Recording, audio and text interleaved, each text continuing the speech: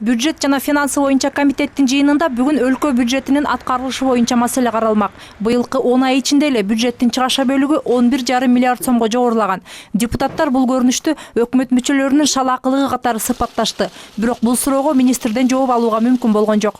Бүгүн айдын аякы күнү эле да ушу жерге уруксат болсо биз дагы эмки жумага жылдырып берсеңиздер туура болот эле деп ойлоп атам.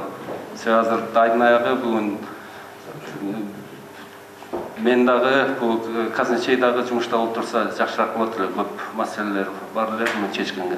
Бирок эл өкүлдөрү министрди дароо кое бергилери келген жок. Өздөрүнүн дооматтарын айтып калууга үлгүрүштү. Ал эми Республика Ата журт фракциясынын өкүлдөрү болсо депутаттык артыкчылыктардан баш тарткандан кийин үнөмдөлгөн каражат кайда жумшаларына кызыкты. Келээрки жыйынга бул боюнча кеңири маалымат даярдай келүүнү өтүндү.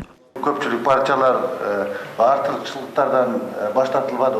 Жардамчылардан, машинелерден, ошонун катары өзүңүздүн сунушуңуздарды тагала келсеңиздер. Кандай көрөсүздөр, ал мыйзамдар кандай өзгөртүү киргизилиш керек?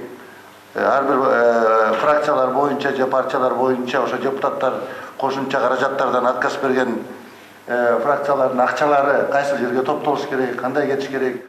Депутаттардын жемесине Улуттук банктын төрагасы Толкунбек Абдыгулов кабылды. Эл өкүлдөрүнүн пикиринде доллардын кымбаттап жатканына алдын ала тиешелүү чараларды көрбөгөн аткаминерлер күнөөлүү. Мындан улам бул көрүнүшкө спекуляция катары баа берип отура берүү туура эмес дешет депутаттар.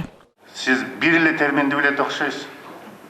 Спекуляция болуп атат депчи.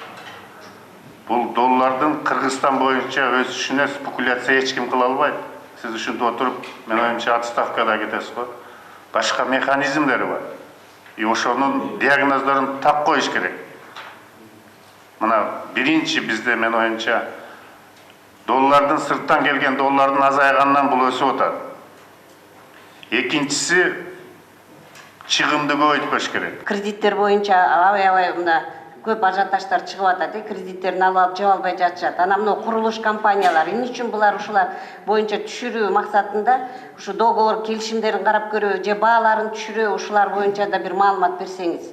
Анткени баары эле алып алышкан, мына сиз өзүңүздүн сөзүңүз бар эле, бир-эки жерде выступать эткениңизди билем, элүү болгон кезде болду, доллар көтөрүлбөйт, болду, иш алып барып атабыз дегенсиз. Мына бүгүнкү күндө 21,5% көтөрүлдү. Мына элге кандай оорчулуктар келип атат, ушуну сиз түшүнүшүңүз керек. Иште албасаңыз чын кетиңиз анда. Өз дарегине айтылган ачуусунду Толкунбек Абдыгулов унчукпай кабыл алды. Мындан улам жыйындын соңунда микрофон сунган журналисттердин суроолорун да жоопсуз калтырды. Такыр эчтеке кылбай атат дегенге эки сөз айтпайсызбы? Товарищ председатель. Мээрим Ташыбекова, Бакыт Кошалиев, НТС.